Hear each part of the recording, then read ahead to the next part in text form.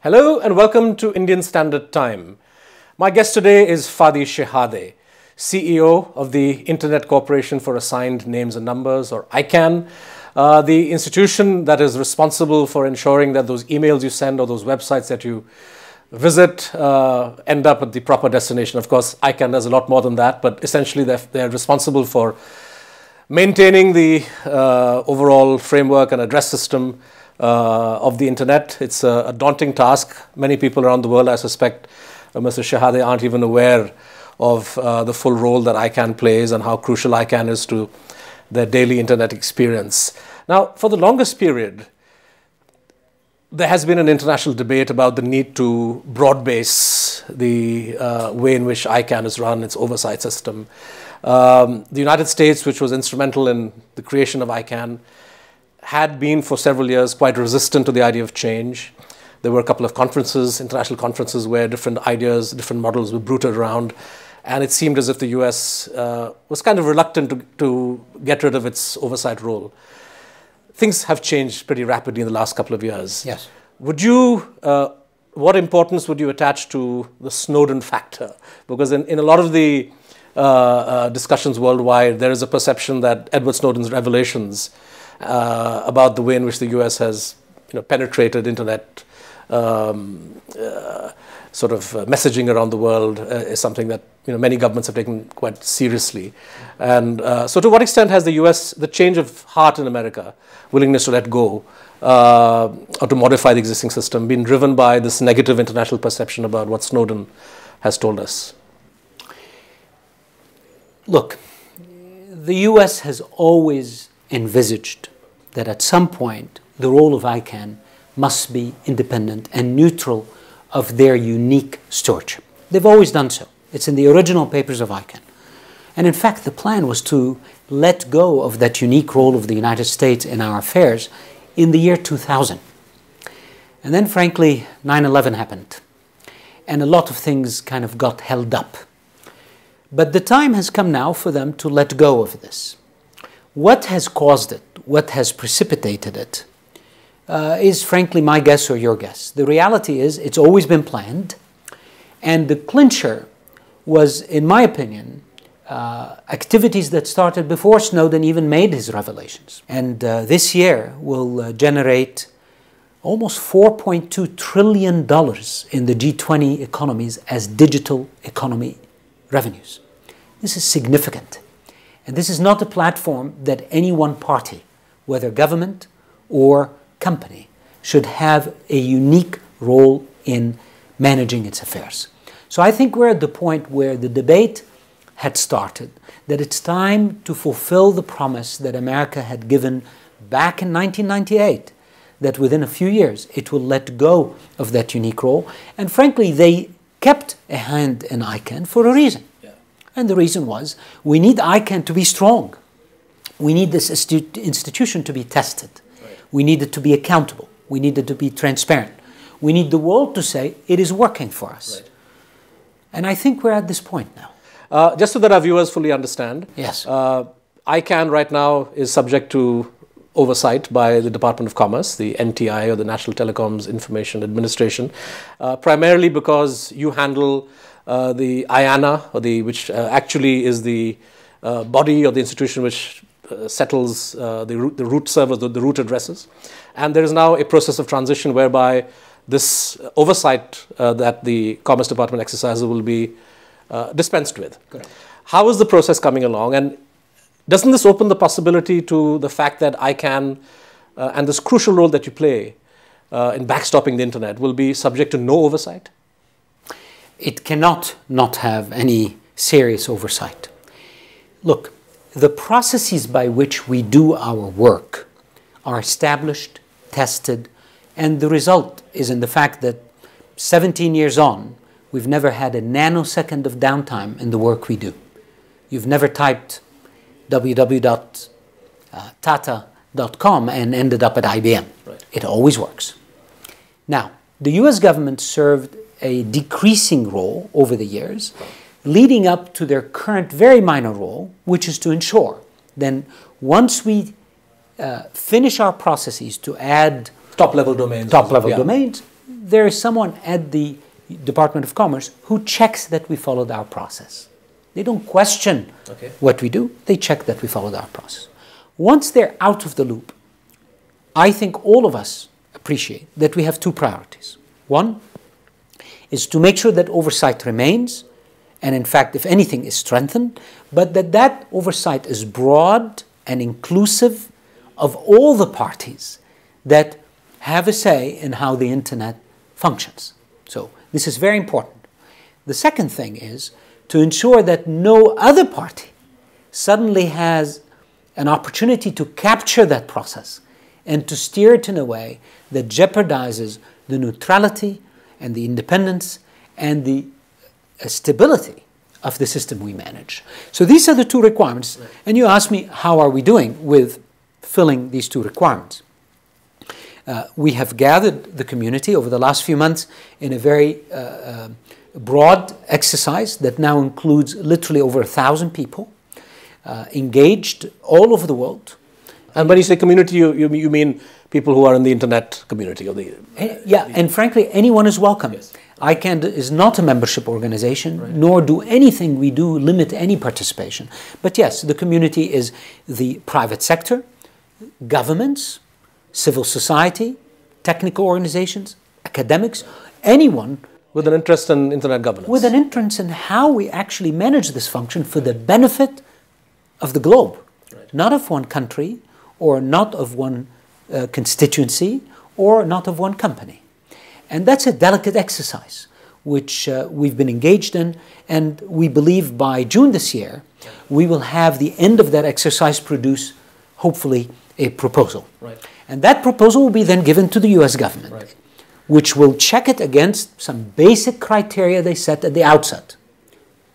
And these criteria say that that should have been built bottom up, it should have been inclusive, which it has been so far. Secondly, that it was multi-stakeholder, i.e. governments, business, all these constituencies I mentioned have been involved. And very importantly, that whatever that mechanism is not a mechanism that enables one government or a group of governments or international multilateral organizations to then replace the US government. Are you confident that governments around the world that are worried about the way this may go have had a full opportunity for their views to be heard and taken on board in this process? Absolutely. Governments, ICANN today has a government advisory committee that includes 149 governments and 32 international governmental organizations. Right. And they're all engaged. They have their people engaged in this process. And frankly, we're even trying to reach out to the governments who are not in our governmental advisory committee to make sure no one in a few months says we did not have the opportunity. But how representative is ICANN's own board or its own structures? I mean, you have just 4 women, representation from developing countries is marginal. Don't you think that also needs to change if it really is to speak to the concerns and priorities of the entire world? Today, ICANN has a board that is geographically balanced. By our bylaws, we have to have people from all over the world, according to the regions of the world. Having said that, I will agree with you that we need to evolve the board further so that there is strong representation from around the world. Right. I'll be candid with you. The fact that we do not have people on the board today who are living in India, from India, part of the India fabric, right, I think is a huge missed opportunity for us. Therefore, I came here today and spent time with many in the community to energize the process by which the Indian community participates fully in our affairs. Right. And we welcome that. Right. How necessary is it, in your view, for the new evolved ICANN, the new set free from commerce oversight, US government oversight, to be geographically and legally anchored in the US? The reason I'm asking is because you yourself said it's not wise for any one government to have authority over the internet system, and ICANN. Yet ICANN, as an American nonprofit registered in California, you are subject to American laws and regulations. Yes. You are subject to US sanctions. We've seen complaints from the Russian Foreign Ministry recently, the Russian Telecoms Ministry, that ICANN has acted against domains registered in Crimea because you feel you're obliged to. because of American sanctions. Don't you think this affects the international credibility of an organization like ICANN, and wouldn't it be wise to push for some kind of status, international status for ICANN, like the Red Cross or other world bodies that are immune, that may be based in the territory of one country, but are immune from its legal processes? Wouldn't that be ideal for ICANN? There are two parts to your question. I'm going to break them. One part is the way we operate must serve the world and cannot be subject to a system that maybe the rest of the world is unable to work with.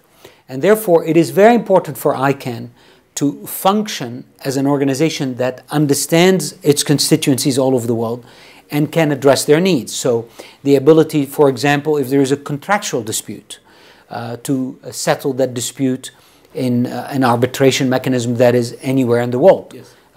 We now allow all of that. So it's very important to appreciate that not every dispute with ICANN must be settled in a California court. Right. These things now, we are starting to accept payments in foreign currencies. We're starting to work towards signing contracts with some of our contracted parties around the world. These are operational things we're doing to reduce the centrality of our work with the community on a US model. And that's already in motion, and the DNA of ICANN has changed. Also, by the way, our headquarters have been now distributed across 3 hubs: Singapore, Istanbul, and Los Angeles. A couple of years ago, all of our legal staff, for example, was in LA.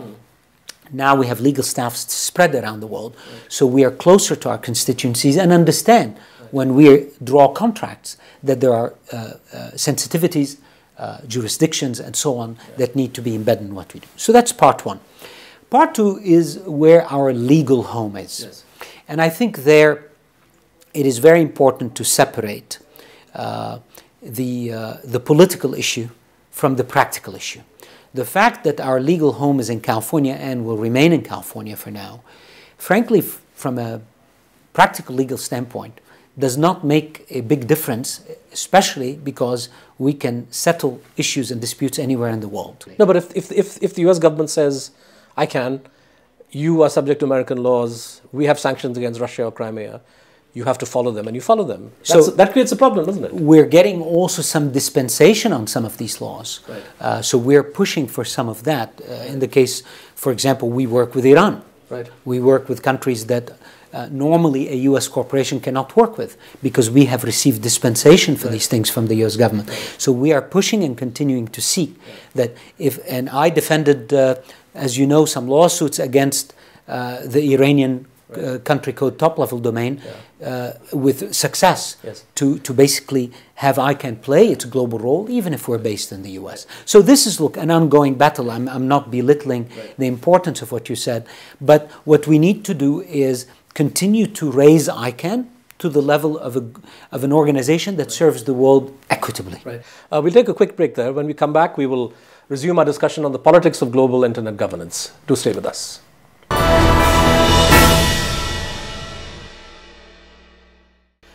Welcome back to IST. My guest today is Fadi Chehadé, CEO of ICANN. And before we took a break, Mr. Chehadé, we were discussing some of the politics of the fact that ICANN is ultimately still subject to US laws.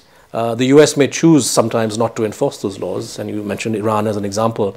But when it does, as in the case of Crimea, this has created international misgivings. So I want to press once again my question on whether we need to push for ICANN to have a certain legal status not dissimilar to UN bodies or international bodies that may be physically located in the territory of a particular state, but because of the nature of their work and mandate, they are then exempt from these kinds of legal regulations. Look, isn't that something we need for ICANN? I think you are right. What we need to push for is precisely that, to make sure that ICANN, whether it operates under California law or any law, is actually not prevented or directed in any way to serve certain countries different than others because of its legal status. That's what we should push for.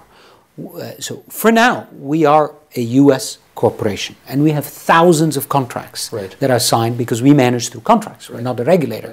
So it's important we maintain the stability of that system. Having said that, where there are laws where we reside that actually prevent us from doing certain things, we need to strive very hard to have these things adjusted so we can serve them. What would happen if a US court were to strike down a policy decision that ICANN takes? Wouldn't that be a problem for you? Be an embarrassment?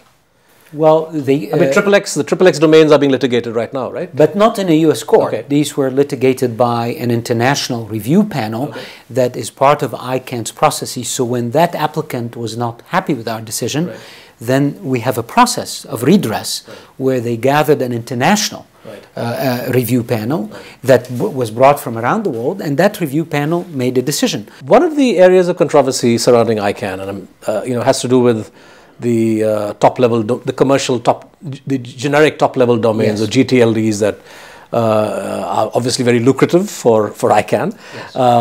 .book for Amazon, .baby for Johnson & Johnson.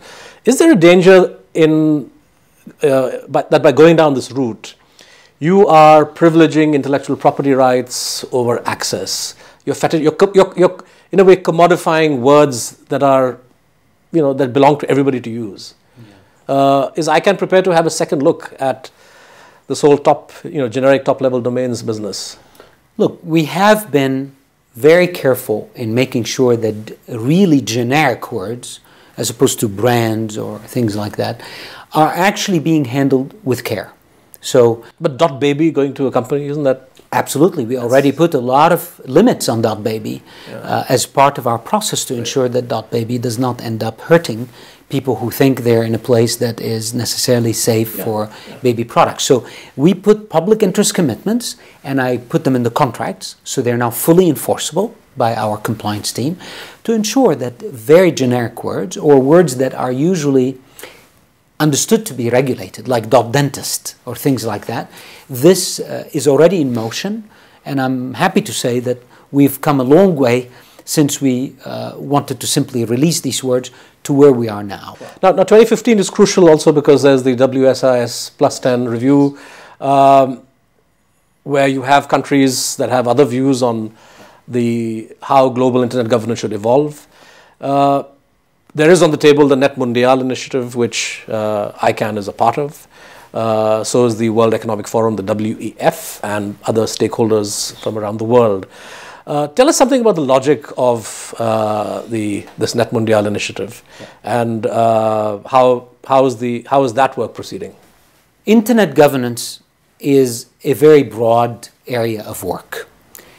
ICANN's responsibility is at the logical layer, which is the layer that sits right above the physical networks. It is ICANN's work that makes the internet look like one internet. Now, once ICANN is done, there are other layers. There is the content layer and the social layer that are all built above what we do. In these areas, there is a need for governance to support the various coordination mechanisms that are required to ensure that the way we use the internet, not the way we run it, the way we use it, are actually serving the public interest in the best possible way. And therefore, it is outside ICANN's remit to get involved in these areas, yet the need is huge. So when others started coming together to say, how do we solve this, some starting at the Net Mundial meeting in Brazil that President Rousseff convened, from there, a lot of activities, including the Net Mundial Initiative, the Internet Governance Forum, etc., have been coalescing to see how we solve those areas. How is Net Mundial going? The initiative is advancing quite well. It has a very important meeting coming up here on March 31st, where it will be a working meeting to put out for the community's review a terms of reference. But important stakeholders, Internet Society, people are staying away from this, right? Initially, the Internet Society wisely was concerned whether this would replace other efforts such as the Internet Governance Forum. I think since then it's become very clear that these are very complementary, and therefore we're working with all the stakeholders to give some comfort level as to how anything new, which is always kind of concerning to people who have been doing this for a long time, that anything new will be complementary, will support the system, the ecosystem, rather than replace any working pieces of it. Is one of the drivers of ICANN's own decision to embrace Net Mundial a fear that you have that if this wider issue of global policy is not handled in a particular way, the pressure which is building up for dealing with this question, say through the ITU, the Telegraph Union, or other multilateral fora where governments are involved, may become unstoppable? Is that a fear? Is that a concern? That is one concern. Yeah, so there is a bit of preemption involved here in the network. This is one concern. There is another concern, which is to make sure that ICANN itself does not change its remit and start expanding, because people say, you're here, you're functioning, you have the machinery to do what you do, why don't you take on more remit? We don't want to do that. We sincerely believe that a highly distributed, what we call polycentric model of internet governance is much healthier than a highly centralized one. And the third reason is to make sure that these issues are frankly addressed using an open, participatory, broad-based mechanism. I think the UN has very, very important role to play in many areas, but the UN, at the end of the day, is a state-to-state environment. Do you regret it involving the World Economic Forum, WEF, in the Net Mundial initiative? I mean, not that it was your choice, but you, I mean, at least in India, the WEF and the whole Davos process is associated with large corporations, fat cats, who are not exactly, organized in a democratic fashion. Critics of globalization and the way in which the world is run often don't have a voice at that kind of forum. So what's the guarantee that a Net Mundial process with WEF, in a way, underwriting it or driving it, will be as inclusive as it needs to be?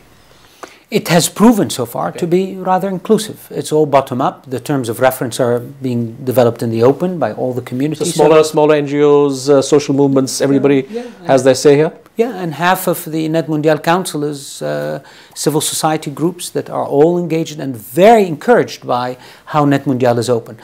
I'm not here going to take necessarily the role of defending the World Economic Forum, but let me just be clear. The World Economic Forum is also a constituency. Right. And excluding it does not make us inclusive either. Right. Therefore, them having a role, so long as they do not necessarily impose any particular model, which they haven't, the proof is in their activity so far being open, is important. We need them involved also for another reason. The internet is no longer a vertical sector. Yes, 4.2 trillion in the digital economy, but the internet is now a very horizontal sector. It is affecting every industry in the world. I used the word the other day of Uberization of industries is taking place now.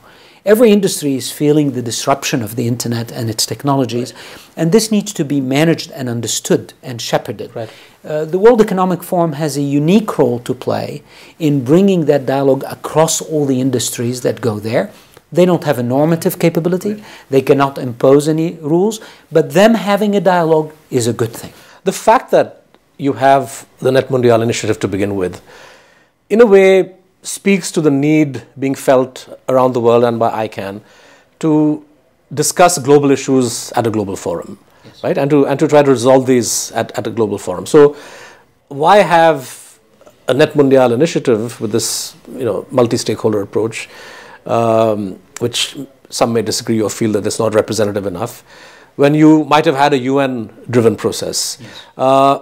I know that it's, there are many governments in the world that would like to throttle the internet. Yes. But just like the UN deals with human rights globally, it deals with culture, deals with questions of education, deals with climate change, yes. And it has a way of resolving the contradictions between different countries and producing something which the whole of humanity can embrace. Why should the internet be treated any differently from all of these other topics where the UN has competence? We're not asking for the internet to be treated differently. The UN should play its part and its role in the internet as well. No one can prevent that. What we're saying, though, just as we saw in other fields, that the UN can play its role as a convener. The UN can play its role, as it does with the IGF, which is an instrument also of the UN. And they play that role fantastically, and we support that. The UN can play its role to set common broad principles that we can all live by. We all live by many of the human rights principles the UN has set. That's one thing.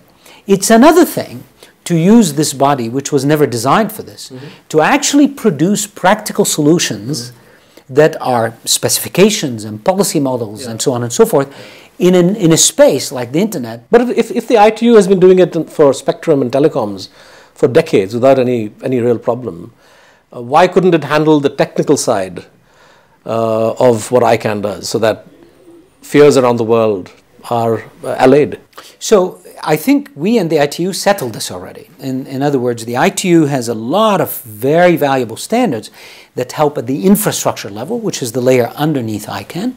And the logical layer has been handled by ICANN quite successfully. And the ITU and I have been pretty clear that we respect their role, they respect our role, and there is no need to further centralize. Because I do believe centralization is not necessary since this is working. And we have a good working relationship. Now, when we go beyond my layer, so now we go from infrastructure to the logical layer to the content layer, it goes way beyond ICANN and certainly way beyond the ITU. Because now we're getting into areas of public policy that many organizations, including private organizations and civil society, need to be at the table to discuss. Or sometimes just governments bilaterally should discuss. So I think it's very important to say this. This black and white multilateral versus multi-stakeholder is frankly a thing of the past. We're now in a much more sophisticated and nuanced space where we're looking at every issue and saying, how do we address this issue best? What is clear is that governments have a role. What is equally clear is that other stakeholders need to have a role. The question is, what is the issue? Where is it being solved? At the national level, at the regional level, or at the global level? How do we synchronize these levels so we don't have national laws that collide with global policies? You need all of that to work together. This is the new sophisticated system that I think all of us are coming together to start shaping in the year ahead. Mr. Chehadé, thank you very much for your time. Thank you very much. Thank you. Appreciate it.